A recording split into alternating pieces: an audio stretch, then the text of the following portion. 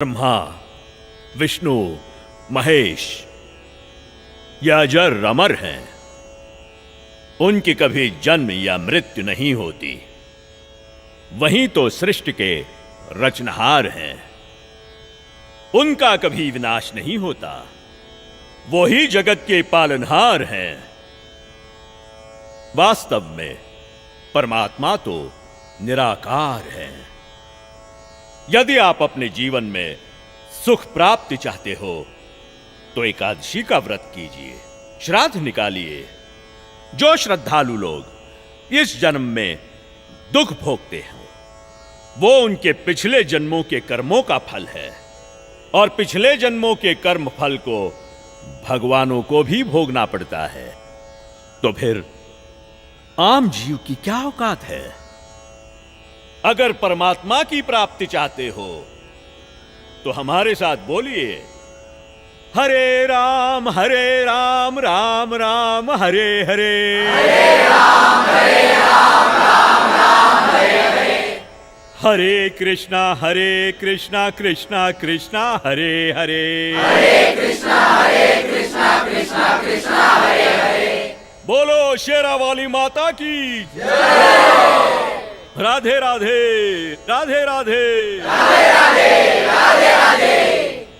भक्तों, यदि आप में से किसी के भी मन में कोई भी आशंका हो, कोई भी प्रश्न हो तो निसंकोच पूछिएगा। महात्मा जी, आप ये भोली भाली जनता को क्यों गुमराह कर रहे हो? अरे दुष्ट लड़की, तेरा ये बोलने का दुस्साहस कैसे हुआ? तेरे पास क्या आधार है कि मैं जनता को गुमराह करता हूँ? लगता है ये हिंदू विरोधी है। ए चल नीचे बैठ।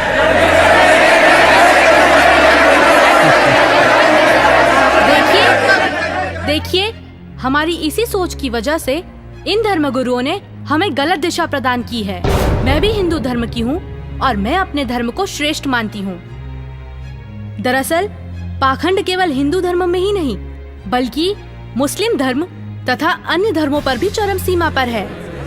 लेकिन ये हिंदू धर्म की आड़ में नकली संत अपना मनमाना आचरण करके शास्त्रों के विरुद्ध ज्ञान दे रहे हैं, और यही कारण है कि भक्ति करने वाले भक्त को वो लाभ नहीं मिले जो मीराबाई को मिला है, ध्रुव प्रहलाद को मिला है, नानक जी को मिला है। मैं किसी का विरोध नहीं कर रही। मैंने खुद अपने शास्त्रों को पढ़ा है और मेरे मन में भी कुछ प्रश्न हैं। लेकिन दुर्भाग्यवश हमारे समाज में अपने धर्म को, अपने शास्त्रों को, अपने परमात्मा को जानने की कोशिश करता है तो उसे आप जैसे भोले श्रद्धालु धर्म विरोधी समझने लगते हैं।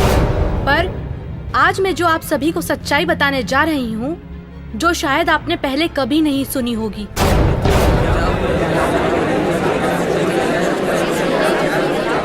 ज्यादा बात मत बना लड़के। तेरे पास क्या प्रमाण है? बताती क्यों नहीं? महात्मा जी, थोड़ा धीरज रखिए और सुनिए। आप ही ने तो कहा था ब्रह्मा, विष्णु, महेश अजर अमर हैं, उनका कभी विनाश नहीं होता, वही सृष्टि के रचनाहार हैं। मैंने टीवी पर एक संत रामपाल जी का सत्संग सुना, उसी से पता चला। पता है उन्होंने क्या कहा?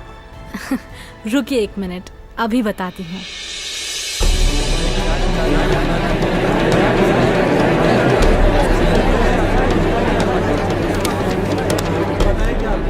श्रीमद् देवी भागवत पुराण, जिसके तीसरा स्कंद अध्याय 5 पृष्ठ 123 पर लिखा है कि मैं विष्णु, ब्रह्मा तथा शंकर तुम्हारी कृपा से विद्यमान हैं। हमारा तो आविर्भाव, जन्म तथा तिरोभाव मृत्यु होती है।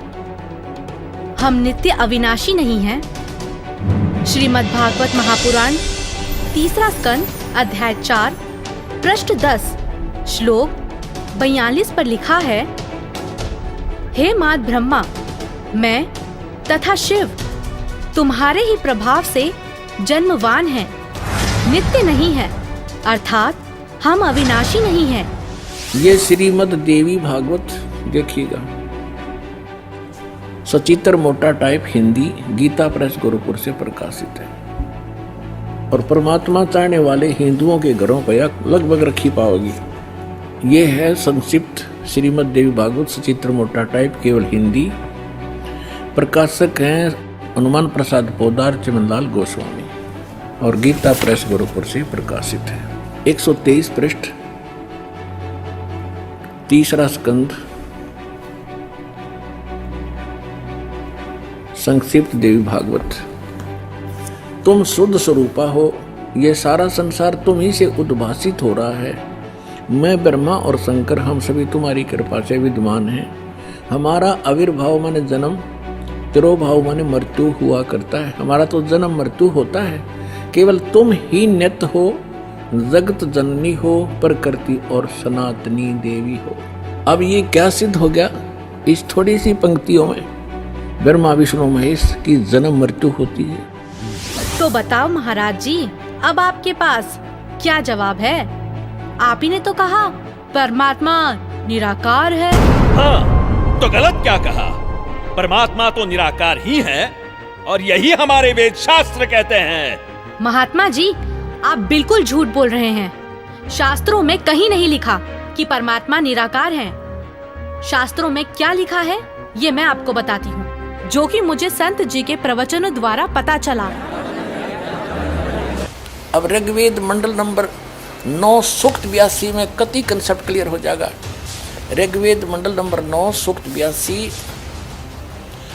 और मंत्र नंबर 1 में क्या कहा है? वह है जो सर्वोत्पादक प्रभु यानी सबकी उत्पत्ति करने वाला, 6 दिन में सृष्टि रच के 7वां दिन तख्त पर बैठने वाला, प्रकाश रूप सद्गुणों की वृष्टि करने वाला, पापों का हरण करने वाला, वह राजे, ये संस्कृत है, इसका अर्थ है राजा के समान। राजा के, ये 269 पृष्ठ पे है राजा के, और इधर देखो 270 पृष्ठ पे, 270 पृष्ठ पे राजा के समान दर्शनीय है। देखने में राजा के समान है, तख्त पर विराजमान है, सिर पर मुकुट है उसके, और वह पृथ्वी आदि लोकांतरों के चारों ओर शब्दमान हो रहा है। वह वर्णीय पुरुष को, अच्छी आत्मा को, जो दृढ़ भक्त है उसको पवित्र करता हुआ प्राप्त होता है। कैसे? जिस प्रकार विद्युत स्नेह वाले स्थानों को आधार बनाकर प्राप्त होता है। आगे किस लिए आता है? उद्देश्य क्या होता है आने का? हे परमात्मन, उपदेश करने की इच्छा से, तत्व ज्ञान, यथार्थ ज्ञान बताने की इच्छा से आप महापुरुषों को प्राप्त होते हो, नीचे आकर के गति करके आते हो, और आप अत्यंत गतिशील पदार्थ के समान हमारे आध्यात्मिक यज्ञ को यानी हमारे धार्मिक अनुष्ठानों को प्राप्त होते हैं। आप कबीर देव हैं, आप अल्लाहु अकबर हैं, शुद्ध स्वरूप हैं, आप पाक हैं, पवित्र हैं। हमारे पापों को दूर करके हे अमर परमात्मा सोम आप हमको सुख दे। हो गया सिद्ध। शास्त्रों में लिखा है, यजुर्वेद अध्याय 5 मंत्र 1, 6, 8, यजुर्वेद अध्याय 1 मंत्र 15, यजुर्वेद अध्याय 7 मंत्र 39, ऋग्वेद मंडल 1 सूक्त 31 मंत्र 17, ऋग्वेद मंडल 9 सूक्त 86 मंत्र 26, 27, ऋग्वेद मंडल 9 सूक्त 82 मंत्र 1 से 3। इसमें यह लिखा है कि परमात्मा साकार है, और यही पवित्र कुरान शरीफ और पवित्र बाइबल सिद्ध करते हैं। यह है पवित्र बाइबल, संपूर्ण जीवन अध्ययन बाइबल। प्रबंधक संपादक डेविड स्टुअर्ट, अंग्रेजी प्रधान संपादक Donald C Stamps, MA MDV, संयुक्त संपादक ये सारे इनका ये यहाँ से छपाई देखो। जेनेसिस माने सृष्टि, जेनेसिस 1, ये 4 पृष्ठ पे उत्पत्ति यहाँ से आरंभ होती है। प्रथम आदि में परमेश्वर ने आकाश और पृथ्वी की सृष्टि की, ये पहला दिन था। इस प्रकार ये पहला दिन हो गया। फिर दूसरा दिन हो गया, प्रकाश पर पुरुष बना दिया परमात्मा ने। फिर ये तीसरा सांझ भोर हो गया, फिर तीसरा दिन हो गया। जो कुछ भी इसमें फलदार वृक्ष जिनके बीज एक एक जाति के अनुसार बनाए, ये इस प्रकार। अब ये तीसरा दिन हो गया। दिन और रात पर प्रभुता करें और उज्ज्वला दियारा करें। इस प्रकार सांझ हुई, फिर भोर हुआ, ये चौथा दिन हो गया। फिर यहाँ देखें प्रश्न नंबर 5 पे, वो 4 पे पढ़ा आपने, अब 5 पे क्या है, सांझ हुई भोर हुई, फिर ये 5वां दिन हो गया। छठे दिन पे आना हमने, असली बात ये है। फिर परमेश्वर ने कहा मनुष्य को हम अपने स्वरूप के अनुसार अपनी समानता में बनाएं, और वे समुद्र की मछलियों और आकाश के पक्षियों और घरेलू पशुओं और सारी पृथ्वी पर और सब रेंगने वाले जंतुओं पर जो पृथ्वी पर रेंगते हैं अधिकार रखें, यानी उनसे समझदार हों।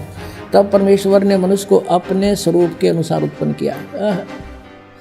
अपने ही स्वरूप के अनुसार परमेश्वर ने उसको उत्पन्न किया, और नर और नारी करके उसने मनुष्यों की सृष्टि की। तो परमात्मा किसा होया, मनुष्य जैसा, नर जैसा। अंडरस्टूड हो गया।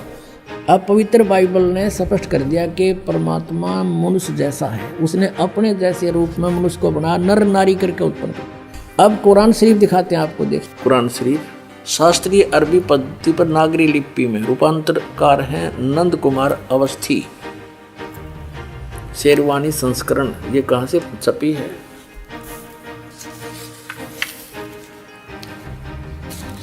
ये वही लिखा कि वो इस्लामी किताब, इसमें कोई संदेह की गुंजाइश नहीं है।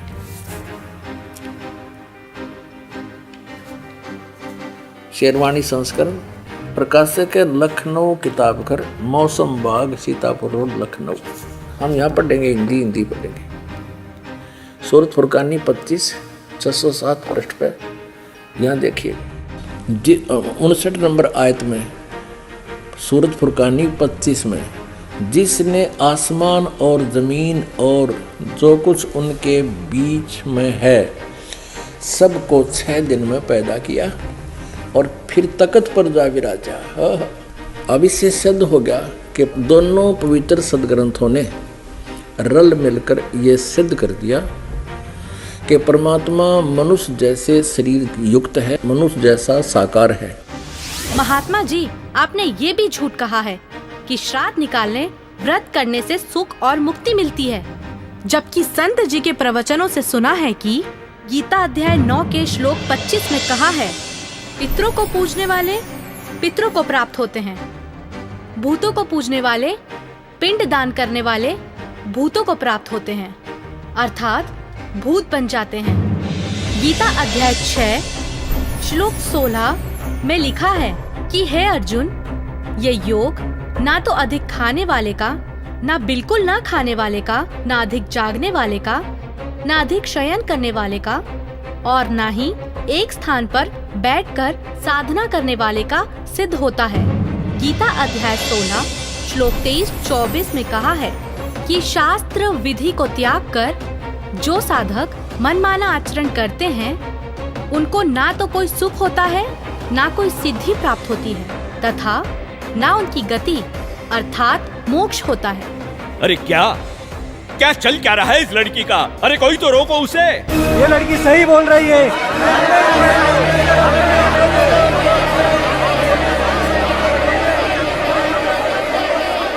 और हद तो तब हो गई बाबा जी, जब आपने कहा परमात्मा पाप नहीं काटते, कर्म का भोग तो भोगना ही पड़ता है, चाहे कितनी ही भक्ति कर लो। सब झूठ है, सब। आपको पता है हमारे शास्त्र क्या प्रमाणित करते हैं? मैं बताती हूँ, जो कि मुझे संत जी के प्रवचनों द्वारा पता चला है। ऋग्वेद मंडल 10 सूक्त 161 मंत्र 2, 5 सूक्त 162 मंत्र 5, सूक्त 163 मंत्र 1 से 3 में लिखा है कि परमात्मा जो चाहे वो कर सकता है, प्रत्येक प्रकार के रोग कष्ट को नष्ट कर सकता है, और यदि कोई मृत्यु के भी निकट पहुंच जाता है तो उसे 100 वर्ष की आयु प्रदान कर सकते हैं। अब देखिए वेद इसको प्रमाणित करेंगे कि परमात्मा घोर पाप का विनाश कर देता है। ये देखिए, ये महर्षि दानु सरस्वती द्वारा ही इसका अनुवाद है।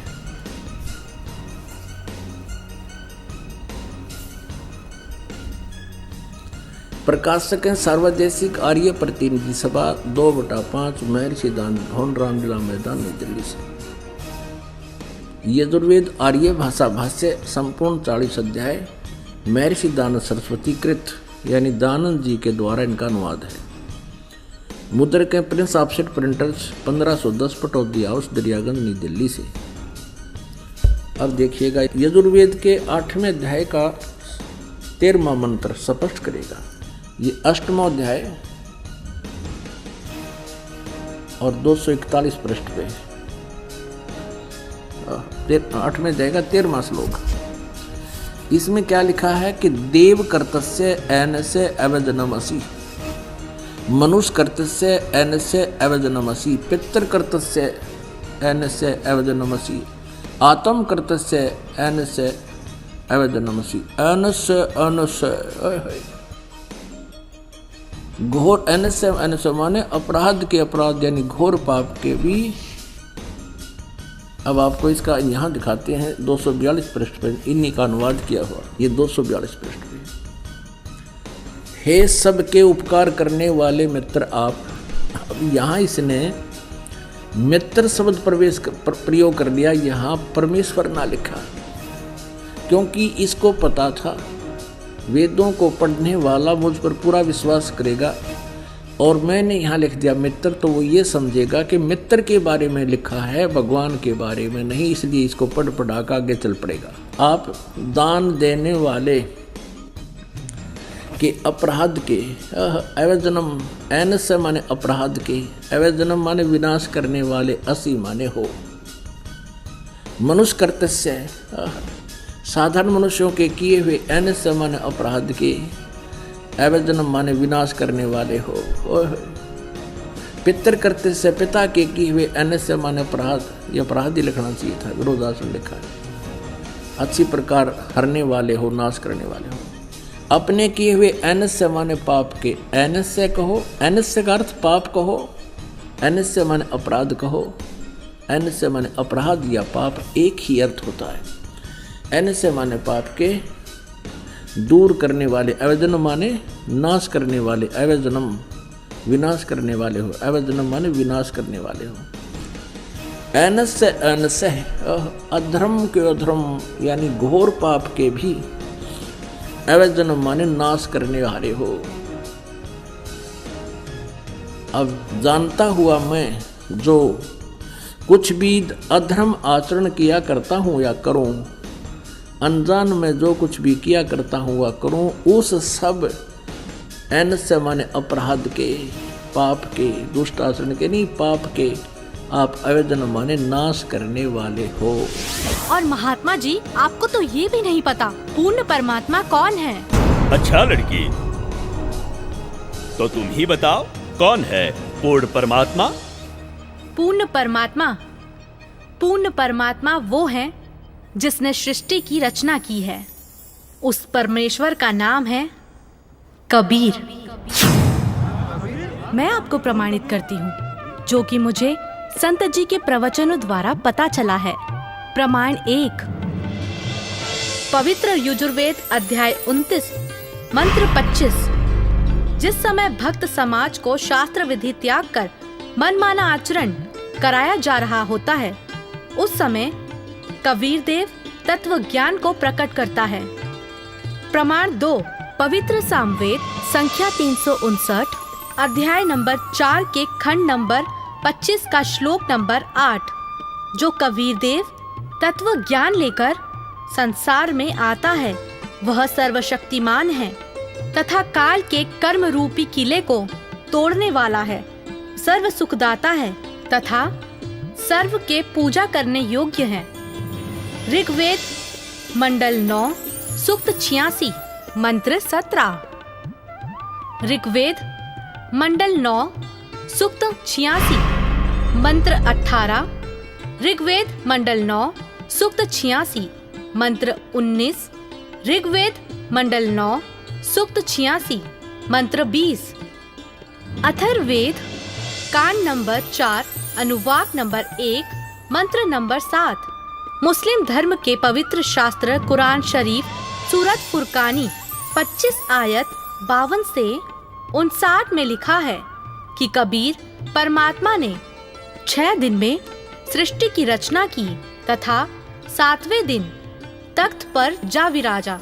जिससे परमात्मा साकार सिद्ध होता है। राग तिलंग महला 1, पंजाबी गुरु ग्रंथ साहिब, पृष्ठ नंबर 721। बाइबल में भी लिखा है, सृष्टि की रचना परमात्मा ने की, जिनका नाम है कबीर।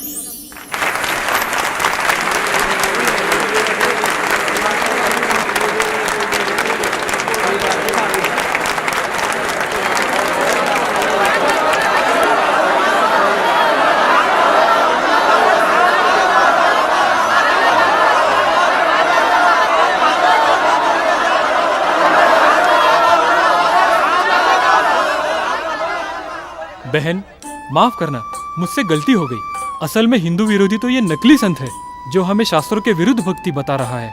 आपने तो हमारी आंखें खोल दी। बहुत बहुत धन्यवाद आपका। धन्यवाद तो संत रामपाल जी महाराज का कीजिए, जिन्होंने इस अनमोल ज्ञान को भक्त समाज को समझाया है। उन्हीं के ही तो टीवी चैनल पर सत्संगों को सुनकर मैंने इस अनमोल ज्ञान को प्राप्त किया है।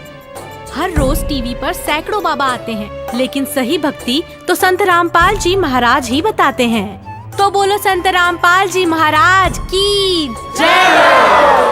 संत रामपाल जी महाराज की जय। संत रामपाल जी महाराज की जय।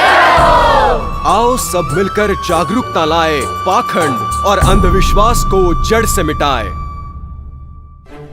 अंधश्रद्धा भक्ति मानव जीवन के लिए बेहद खतरनाक है। शिक्षित समाज से निवेदन है कि नकली और शास्त्र विरुद्ध साधना बताने वाले धर्म गुरुओं से बचे तथा नकली धर्म गुरु का विरोध करे। सभी धर्मों में पाखंडवाद चरम सीमा पर है। समाज को चाहिए कि गलत साधना बताने वाले धर्म गुरुओं का डटकर विरोध करे। पुस्तक अंधश्रद्धा भक्ति खतराए जान को पढ़े। हमारे इस वेबसाइट पर जाकर इस पुस्तक को निःशुल्क पाए, या फिर आपका पूरा नाम, पता और फोन नंबर इन नंबरों पर SMS करें। अवश्य देखिए जगतगुरु तत्वदर्शी संत रामपाल जी महाराज के मंगलमय प्रवचन हर रोज इन चैनलों पर। सोशल मीडिया पर हमसे जुड़ने के लिए लाइक, सब्सक्राइब और फॉलो जरूर करें।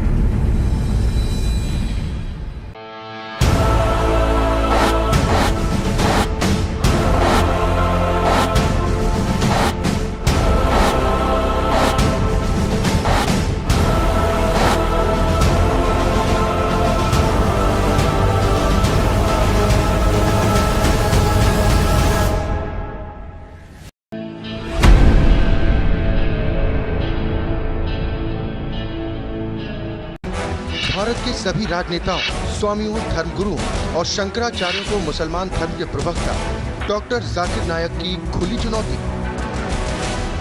ये चैलेंज है, कोई भी शख्स हिंदुस्तान में हो, मिनिस्टर हों दो, कोई भी स्वामी हों दो, कोई भी शंकराचार्य हों दो, इंशाल्लाह मैं तालिब इल्म हूँ इस्लाम और दीगर मज़हब का। मैं तस्लीम करता हूँ कि डिबेट होना चाहिए।